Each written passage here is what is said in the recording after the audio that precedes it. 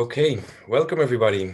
Good morning, good midday, good evening for wherever you are in the world, and welcome to the launch of our new report.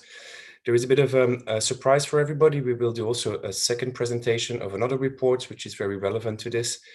So I am Thomas Maes. I'm the senior scientist of GRID-Arendal, which is a non-profit environmental organization and a collaborating center of the United Nations Environment Programme.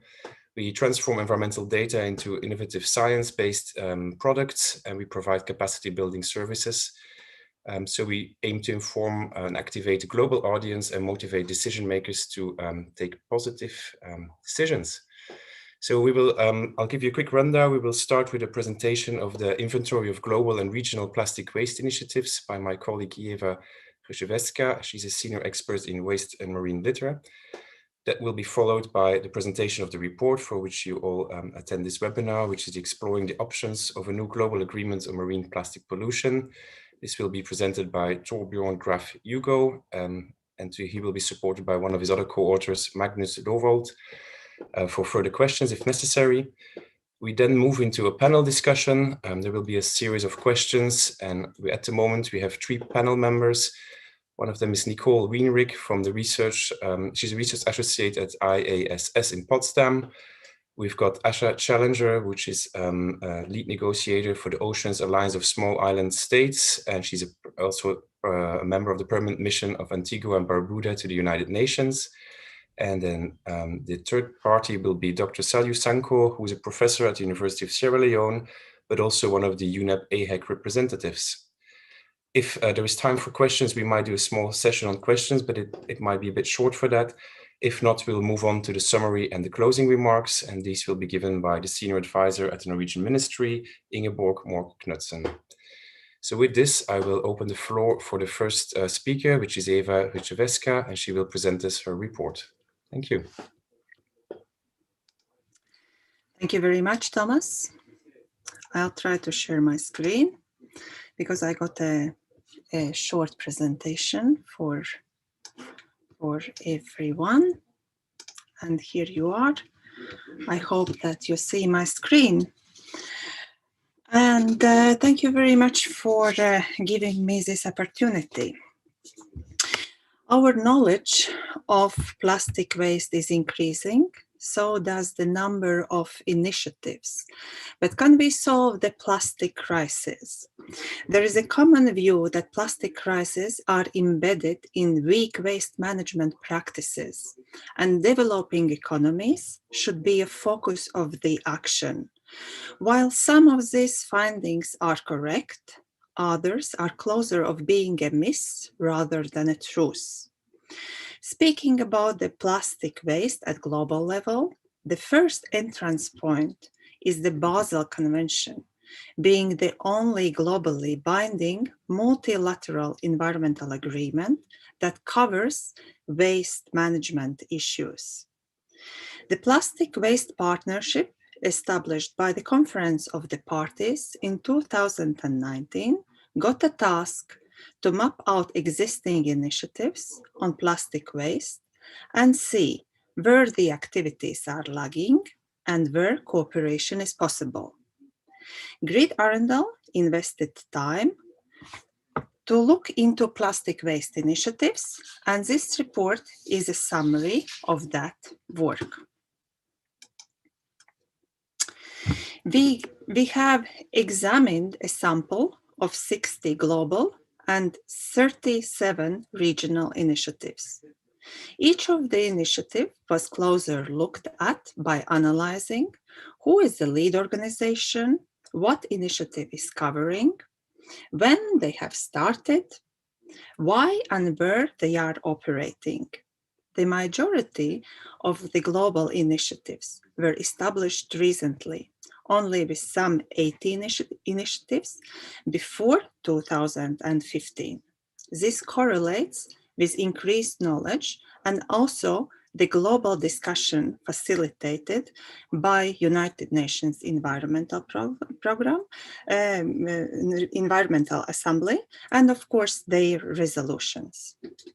The analysis also included accountability and reporting mechanisms, as many of the initiatives table concrete commitments.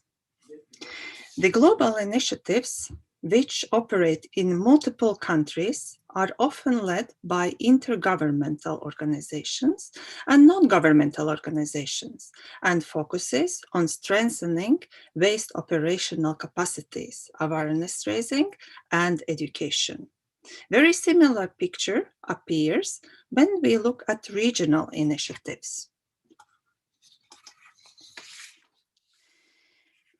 The report comes to three main findings after the analysis. There is fragmented thematical coverage. Most initiatives focuses on the consequences rather than the sources of the problem.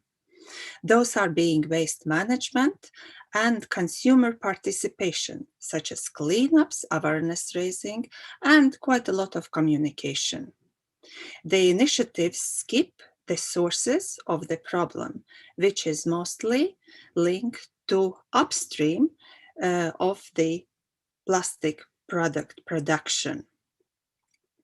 Half of the initiatives have concrete targets. However, in general, the initiatives suffer from weak accountability and reporting. It is very difficult to track back about the efficiency and how the initiatives perform. The geographical coverage of the initiative is far from being comprehensive. Most of the initiatives are taking place in Europe, some in Southeast Asia, but very few in Africa and Latin America. Along these findings, the report provides and offers recommendations to decision makers and all stakeholders who are involved in the field of environmental protection. Plastic waste initiatives should broaden their scope by considering the entire life cycle of plastic from design through production and consumption. Steps should be taken to develop a legally binding international framework that overcomes the current accountability and monitoring challenges in combating the plastic pollution crisis. And the third one is about the geographical coverage. Measures should be taken to ensure equal engagement with as many states as possible to fill in this gap in the geographical appearance. These are the main findings of the report, and I invite everybody to take a look at the report at the lens, and it is available at our website. And I hope that you enjoy reading it and find it very supporting to the discussion. Thank you very much.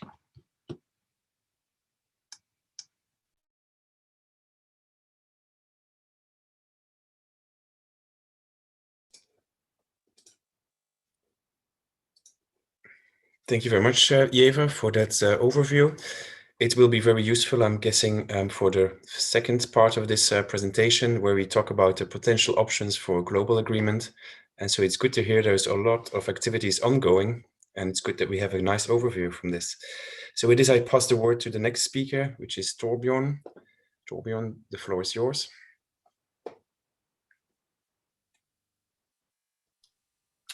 Thank you very much, Thomas. I'll try to sort out the technology.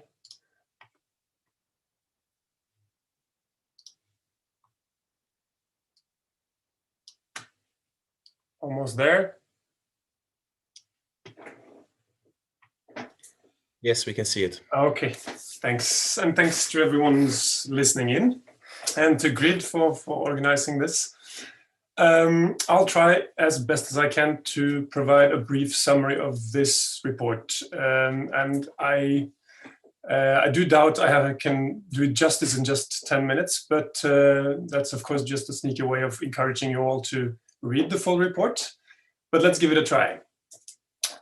So what we have here is a report that we started working on after the 4th UN expert group meeting on marine litter and microplastics, which was in Bangkok in late 2019. And at that point, the idea of developing a new global agreement on marine plastic pollution had received a bit of a bump. In November 2019, both the European Union and the African ministers through the AMCEN had adopted language that signaled an interest in exploring the option.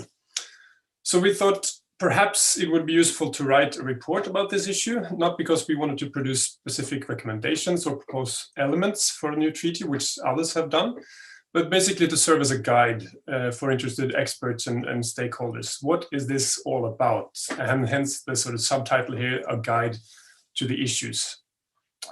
And that led us to 2 key objectives. First, to provide an overview of events, policy gaps, resources, and frameworks, and thereby contributing to the discussions. And secondly, to present options and some questions that could sort of guide the discussions forward. And as I read this, I realize that I'm not entirely sure if this is 2 separate objectives or just one big one, but let's pretend it's 2 for now, and then jump to the structure of the report, which is basically split into 3 main parts, plus the intro and conclusion. The second chapter here tries to tell the story of what has happened so far, go back to 2014, the first resolution that was adopted on marine debris and microplastics at the first Environment Assembly, and then follows it from there and ends with summing up all the regional declarations and decisions that have been made in support of a new global agreement. In chapter 3, we take a bit of a detour, which it's a bit more theoretical in the sense that we look at some of the key terms and concepts of international law and try to sort of explain the basics of it, which for some might be a bit sort of rudimentary. But then towards the end of that chapter, we try to translate that into sort of some key challenges when it comes to developing new global agreements or international legal instruments. And then in chapter 4, which is kind of the main section or main part of the report, we try to apply some of that to the issue of marine plastic pollution and identify some of the main challenges and main strategies that could be used to overcome those challenges, and then provide a list of options and also at the end, there a specific list of key considerations for policymakers. The problem, of course, with writing reports like this is that when you get to page 36, most people have stopped reading, even though there's a really interesting sentence on that page, I promise you. But we have, in recognition of that, also made a summary of executive summary that sort of pulls everything together in a more digestible format. And I'm saying this because the rest of the presentation is basically a summary of the summary. So it might look a bit familiar if you have cheated and read this in advance. So let's go through it relatively quickly. So the first summary point, which is relatively obvious by now, is that there has been growing support for the consideration of a new global agreement on marine plastic pollution. And it's been growing gradually over the past 2-3 years. And that provides the rationale, as mentioned, for this report. Second point here is linked to the theoretical chapter, as you might notice. It's kind of a general point about incentivizing participation and compliance, and about thinking about that when considering the design of a new global agreement. And I realize that the order of things here, the sequencing, is perhaps not very didactic, but it is linked to the progress and the storyline of the report itself. So it might be easier to follow if you read when you read the report. Summary point number 3 is shaped as questions to guide the discussions, and we're still in chapter 3 on sort of the theory and background, not specifically for plastics, but where we have listed 3 main sort of guiding questions One is about the issue of main concern. How should that be formulated and understood? And therein lies sort of a recognition of the importance of having a shared understanding among governments of what the problem at hand is and how it should be solved. The second point is about from the basis of a shared understanding, try to develop a set of rules, principle, goals that can respond effectively to that problem.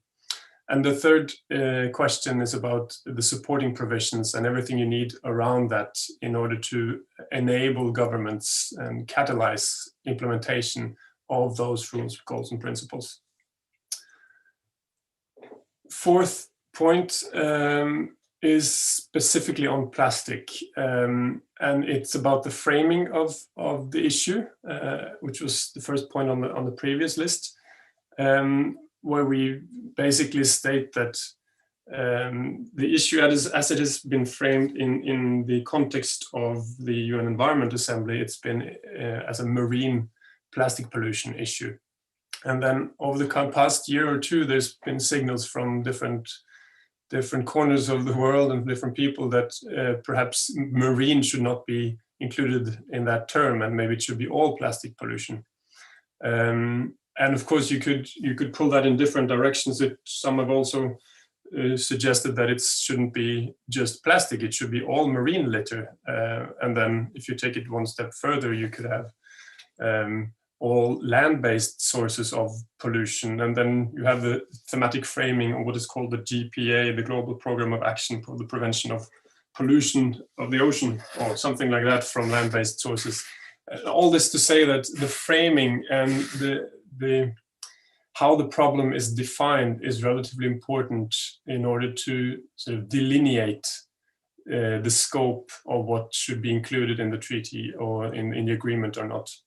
And then as a point or a note at the end of that, we highlight that the purpose of international law traditionally has been to regulate transboundary issues. And this is linked to sort of the principle of subsidiarity in governance, and the fact that if you end up trying to regulate things that are mainly domestic in nature, you might end up with a bit of a legitimacy problem in the end. But I won't go too much into that, given the time we have left for this. Fifth point, and I will reveal that this is actually the last summary point because we've skipped one. This is about the key challenges in the design of a new global agreement on marine plastic pollution specifically. And this is going to look familiar by now, there's a challenge of articulating a convincing rationale. Why is this agreement needed will be important. We think the identification of the most effective and appropriate regulatory interventions will be very important. And that's, for some issues, that's relatively simple. If you're talking about nuclear weapons, or if you're talking about a substance that nobody likes, you can just ban it, right? And banning things is the easiest regulatory interventions you can do. But it's a lot more difficult usually to try to regulate the use of something. And some issues are obviously more complex to regulate than others. There's an interesting case here of the MARPOL Convention and Marine Pollution Convention, and specifically on the oil spills issue, which has been going on since the 1920s, and they spent years and decades trying to figure out how to regulate it. And then after having tested sort of the target reduction-oriented approach, they shifted in the 1970s to a technology requirement approach, where they, from 1978, required all oil tankers to have separate ballast water tanks to reduce the oil spills. And that was expanded in 1996 to require double hulls. And the point of saying is that when they shifted the approach of the MARPOL regime, they also suddenly allowed for a much better compliance regime, because that allowed each government to verify that the ships that came to their harbors actually abided by those principles and those new rules. So there's a number of interesting sort of examples out there of existing international law that could be source of inspiration as the process of exploring this new plastics pollution agreement is proceeding. And that is basically the final point on this list on participation and compliance. And then I'll end with this slide, which is drawn directly from the report on the key considerations for policymakers. And some of this will be familiar by now as well. The need to identify transboundary properties of marine plastic pollution, the need to analyze the causal chain to understand how this problem works, what are the drivers, what are the causes and effects, and potentially also disaggregating the problem to make it, to split it into more manageable categories, subcategories.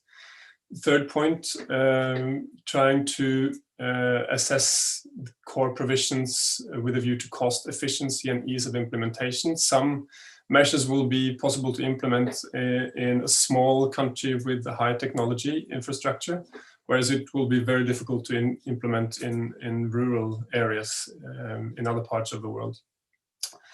Third point, considering whether to regulate acts rather than outcome of acts. It's a bit sort of tricky formulation, but it's usually easier to say that, you know, don't run rather than don't do something that will cause the effects of running. Terrible example, but there's I suggest you read the report to get the details of that. But we listed it because we think it's important. Fifth point, which is about adaptability, basically, and recognizing that sometimes it takes a long time to identify and to find the precise provisions of rules, regulations that will have an effect, and that a recognition of that should be baked into the treaty through procedures, for instance, for adopting new regulations, new rules, protocols, annexes, etc. And final, to consider how the institutional structures of the new agreement can be designed to generate, mainly on top of that, our list is to generate confidence in compliance and to boost participation, but also to manage asymmetries and capacity restraints and avoid free ride. With that mouthful of a list, I thank you very much for your attention. I hope you will read the report at some point, even if it's in a few years from now. And then I will hand the microphone back to Thomas. Thank you.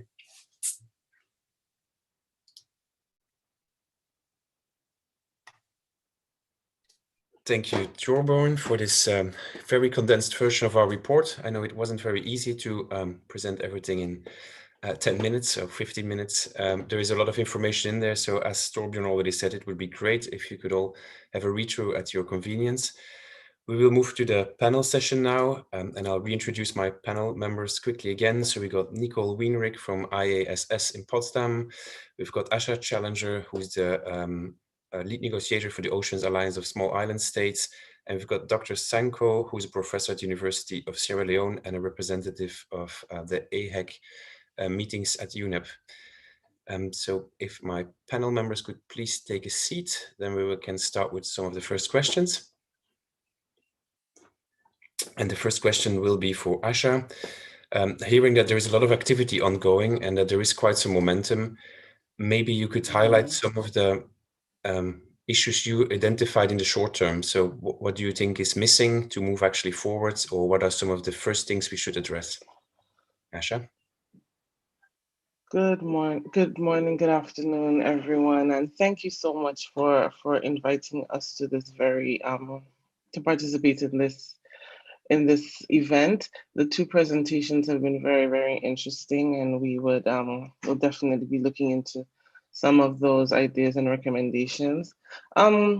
So to start, I think that we're very, very happy that there's so much activity going on regarding marine plastic pollution and this issue. This is something that is very important to the SIDS. I'm sure you all know the ocean and healthy and clean oceans particularly affect our economies through tourism, affect our have great cultural, our oceans and coastal communities have great cultural significance to us. So this is something that we are very, very interested in tackling, and we're happy that there's so much global attention. And I think at this time, what we think is most important is to build support for the mandate resolution. To me, having a strong and effective mandate resolution at UNEA 5.2, we think is an excellent, would be the best way to start and move forward to an effective global agreement. To say that we think that all these discussions this year, and I see that the presentations have a lot of background thinking, a lot of preparatory thinking, who needs to be involved? How do we frame this discussion? This is all what our countries are doing currently at this time.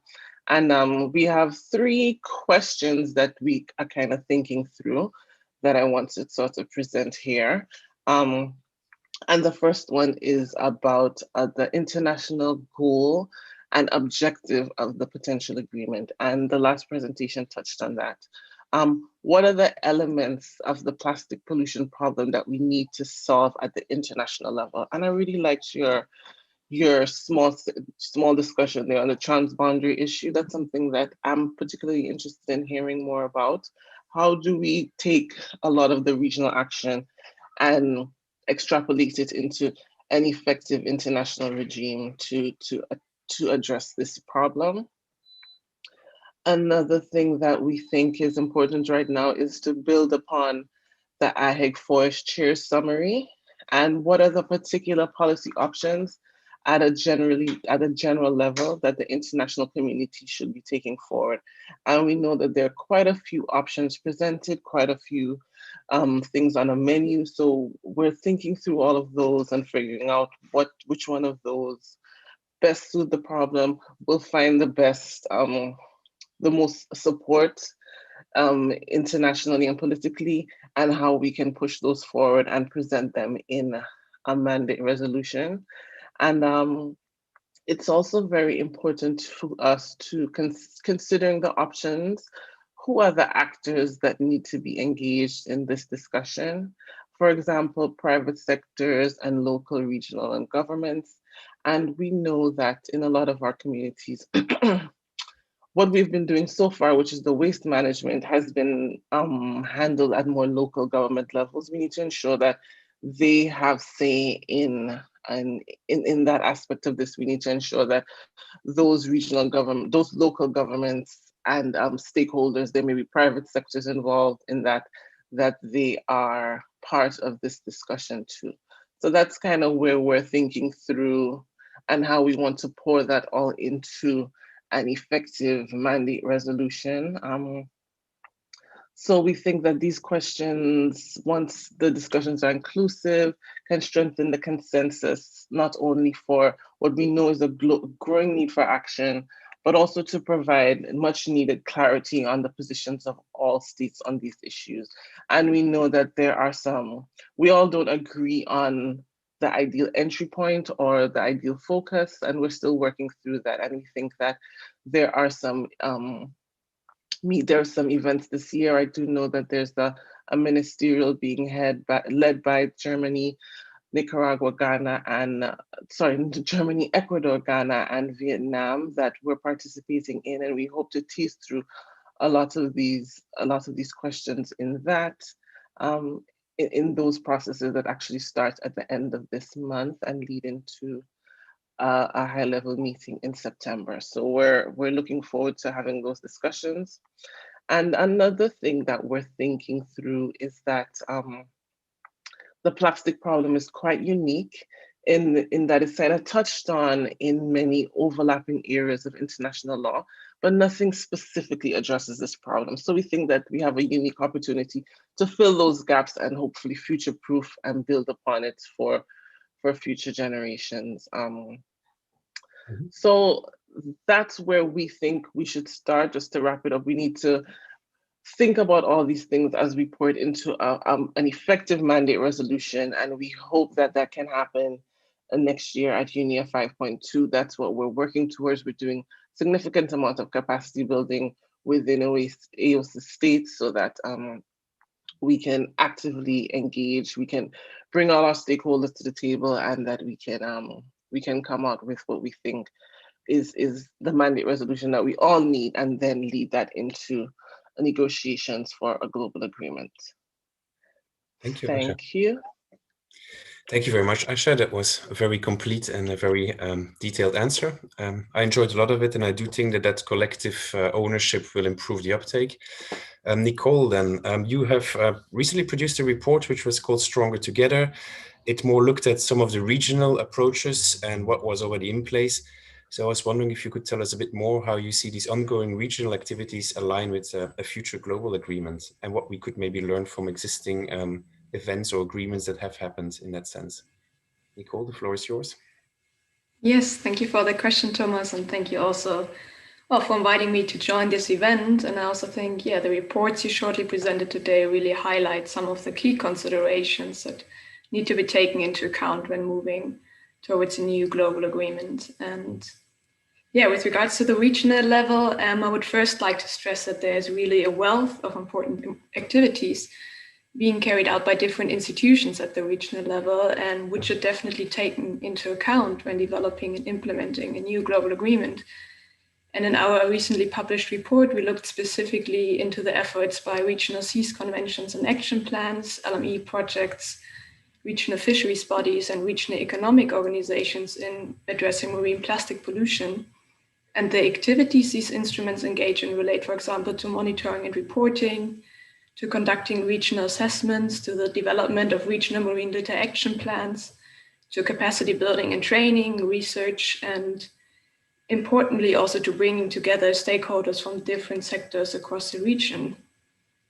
And our research then really brought us to the conclusion that these regional activities are really crucial in harmonizing measures and also in promoting national measures and in attaining a better picture of marine plastic pollution at a sea basin scale. And when it comes to aligning this with a future global agreement, I think the main message is really that a new global agreement should build on and support these efforts at the regional level, because they will ultimately really be needed in order to transfer the global objectives and standards into regional agreements, roadmaps, and action plans, which can then again guide national implementation. And on the other hand, the regional level can certainly also benefit from a new global agreement, because the global standards and guidelines would really help to harmonize practices across regions, and capacity building and financial support could also really help to improve the governance structures in those regions where structures are not as established or not as advanced like in other regions. And I think last but not least, the global agreement could also really provide an opportunity to address persistent gaps in current governance, which are not yet tackled at the regional level. That was also mentioned by a colleague before, to basically address the entire life cycle of plastics. And I think I'll stop here for now, and I hope this answered your question, and happy to go into more detail if time permits later on. Yes, it did. Thanks a lot, Nicole. It does sound there's a lot of regional activities which would help us immediately to establish these global kind of agreements. A question then for Dr. Sanko. What are some of the priorities for a future global agreement in Africa? Is there a specific focus on certain elements or some priorities you would like to see first? Dr. Sanko, the floor is yours.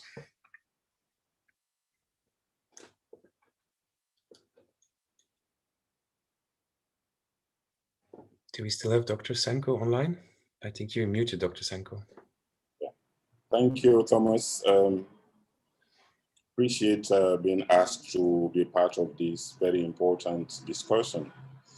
And having browsed through the report, although not in details, I found out that you guys have done a lot of good work in terms of building a case for the need for global agreements on plastic wastes. When I first attended the meeting in Nairobi for the discussion on the global pollution of plastics and microplastics in the oceans. There were a lot of brilliant studies done regarding how widespread the pollution problem is and what the impacts are and what can be done to actually manage the situation. Because already the plastics are there and they are causing problems. So the issue was, how do we stop further or additional pollution? Or how do we clean up and reduce the impacts? Some of the suggestions were along the lines of actually these global agreements and action plans. There was even suggestion about World Plastic Day to draw attention to the global community on the importance of plastic pollution in the marine environment and on human health. But then, of course, there are different views towards that until the general agreement was that plastic pollution in the marine environment is actually a waste management problem. And as you rightly pointed out in your report, waste management situation in different countries are at different levels, with some countries doing very well, others doing very poorly, others don't even care. But I think if we want to really tackle the pollution problem in the marine environment by plastics and microplastics, we should, as you rightly pointed out in the report, look at the source of the pollution. The source of the pollution is such that it's the industrialized countries that are manufacturing these plastics. And it is the advanced countries that are able to really put mechanism in place to clean up the mess they've caused, that are really benefiting more from the industry. Therefore, if we take the principle of polluter pay principle, then we should require the industry itself that is producing the plastics, for instance, to actually play an active role in managing the waste that is generated from their products. That way, we would be able to manage it better and be able to help poor countries that are only at the receiving end of the plastics to be able to manage this problem on a national basis. If you look at, for instance, the plastic problem in Africa now, the plastics are there like in Sierra Leone. People could have wanted to collect them and actually process them or recycle them, but we don't have the technology. So at the moment, we are collecting them and sending them to Guinea, exporting them to Guinea. The profit margin for exporting the plastic to Guinea is very small compared to if they were going to be processed here. So I think one way of looking at it is, how do we help or support low-income countries to actually acquire the skills and technology to be able to recycle their own plastics if we want to reduce the problem or many of these plastics that are going into the sea. We can give an example of the scrap metal, which for some time we've been actually importing old cars and dumping them at the end of their lifespan.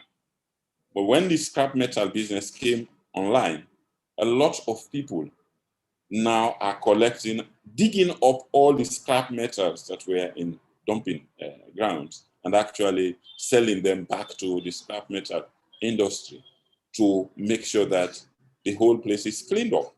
And this is very important.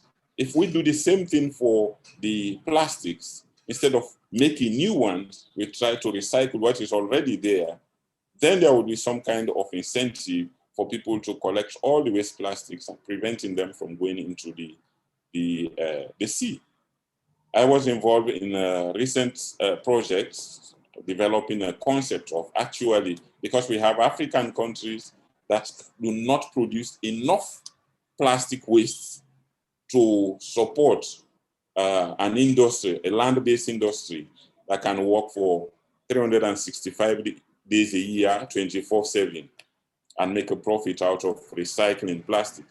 we developed a concept of a floating factory that can move from one country to the next, buying all the plastic waste from that country, recycling them, and once the plastic waste has been completely recycled, they can then move to the next coastal country and do the same thing. So by the time they go around all the coastal countries in West Africa, they would have collected all the plastics and they would be operating 24/7 without a stop. And that concept has been shown to be actually economically viable. I think that's a very good investment that can be considered by developed countries, particularly those involved in the private sector manufacture of plastics, to see how that can be brought into fruition to commercialize that concept. It would first of all create employment and livelihood opportunities for African countries. It would get rid of the waste plastics that would have otherwise gone into the sea, and then it would make a profit for the investors. Thank you.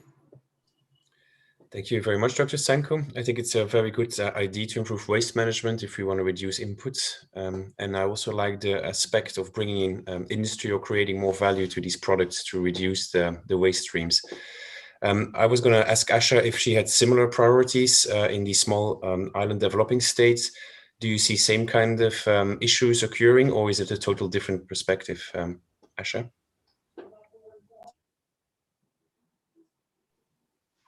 Yes, thank you.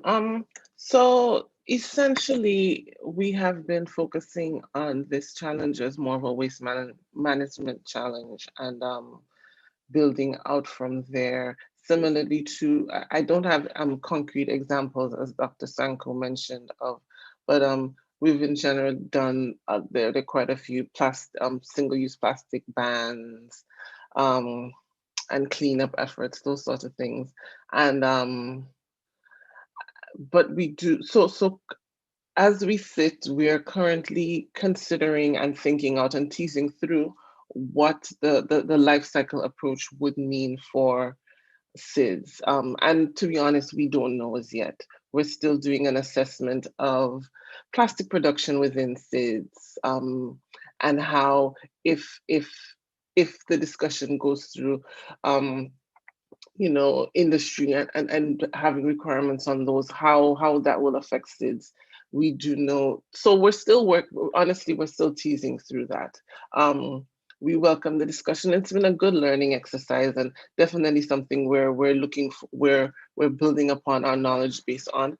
But at this point in time, our current priorities have been on waste management, but we are looking to how that could be expanded within the parameters of these discussions. And so we look towards a mandate resolution to get a clear idea of what the expectation could be and how we can fit in that and how it impacts us. So we're still thinking through the many options that were presented in the AHIG reports and how SIDS could be affected in that. And so I think that's the most frank answer I can give right now. We're still figuring that out, essentially. Okay, thank you. But it's good you highlight outstanding gaps and needs, because that allows us to address those more rapidly. Yeah. I think we're coming to the point that we can ask some questions to the audience. I can see there is one in the Q&A box from Vincent Kniefel. He's asking, Breaking the Plastic Wave report by Pew, Oxford University and others provides a framework to reduce plastic pollution by 90% using existing technologies. Will this be considered as a scientific basis for an agreement? So I don't know who wants to answer the question. I think it's in relation to Winnie Law's report as well, which was also in Science, also available via Pew. Anybody who would like to take this question?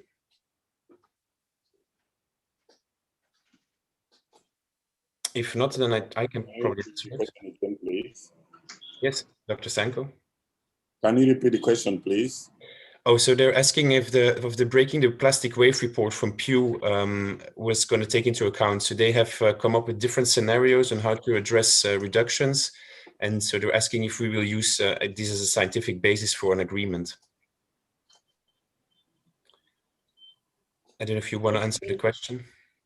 I think an international or global agreement on plastics pollution in the marine environment can either be to prevent the entry of plastics into the environment, I mean, state parties, what are they required to do to prevent further entry of plastics into the marine environment, or state parties to take actions to clean up what is already there, for instance, beach cleaning and things like that.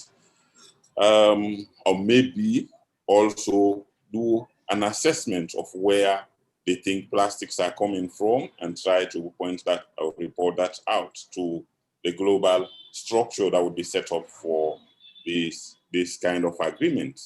Now, if that is the case, then, I mean, recycling, for instance, has been proven scientifically to be a very useful method and profitable method of controlling or managing how much is actually leaking into the wider environment.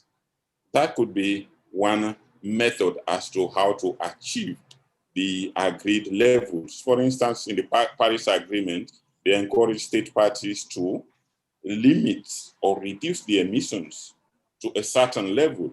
So if countries or state parties to this agreement agree to reduce plastics waste to a certain level, it would mean they would then take individual national legislations that would ensure that there's massive reduction of plastic waste into the oceans, either by maybe banning the use of certain plastics or the importation of certain plastics, or recycling what is there already. I think scientifically, yeah, this can be used as a method or means of achieving what is the provision of the global agreements. I hope that answers the question.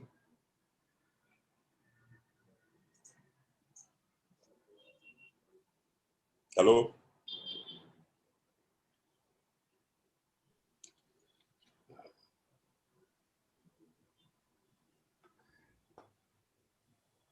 Hello, I'm really sorry. I had a restart from the computer. I did miss the last of your answer, Dr. Sanko, but I had one last question for Nicole.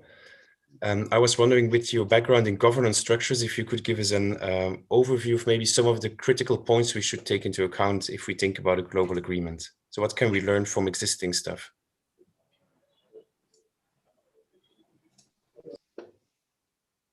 I think actually Dr. Sanko already touched a bit about it. He also mentioned the Paris Agreement, for example. So I think, I mean, I haven't looked specifically into what we can learn from other global agreements, but agreements that come up repetitively and I think that are quite inspirational for a new global agreement on plastic pollution are the Montreal Protocol, for example, and the Paris Agreement. So the Montreal Protocol, for example, I mean, it dealt with ozone layer depletion, of course, and I think what it did really well is that it sent out a really strong signal that things need to change, both, well, basically the behavior and also how products are designed. And at the same time, it really gave time to adapt to new regulations and to develop alternative materials or ways of working. And for example, that worked really well with regards to refrigerant technology.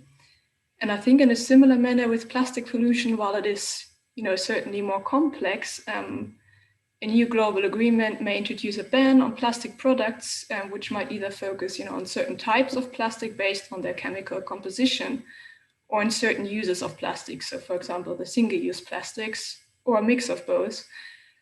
And it could then really introduce these phased targets to reduce and eliminate the agreed substances or uses of plastics over time, and to basically increase the amount of recycled content. And that is something, I mean, I think this already started basically with first countries also taking approach to banning single-use plastics or bags and bottles. And also the EU Single-Use Plastics Directive basically went in this direction, saying that plastic products with readily available alternatives are banned by mid-2021, while other products with currently less available alternatives, such as cups for beverages and food containers, are targeted only by 2026. So I think these kind of approaches are really promising because they give the time to adapt and to innovate and to find alternatives, instead of just coming up with a ban when there is no alternative on the market yet. And they really can trigger innovation. And I think the Paris Agreement, the interesting part about is that it basically asks the states to set their own nationally determined contributions, so the NDCs, to emissions reductions, and to then basically revise these NDCs over time to deliver progressively ever more ambitious targets for the emission reduction. So they might ultimately actually move towards a ban, or at least towards mitigation. So there is a common goal, but then there are these differentiated responsibility, which really make it possible to adapt to the circumstances. And I think in a similar manner, a new global agreement could also require each state party to basically develop their national action plan, which is tailored to their specific context and to either reduce plastic pollution and plastic production or consumption and improve on waste management. So there might be different targets that can be improved upon. Yeah. And I think just to wrap up, I think there are quite a few inspirational models out there which really show that a right approach can lead to quite rapid shifts and to improvements in terms of contamination and pollution issues. Thank you very much, Nicole. It sounds like we have everything ready to start building whatever we would like to see in future.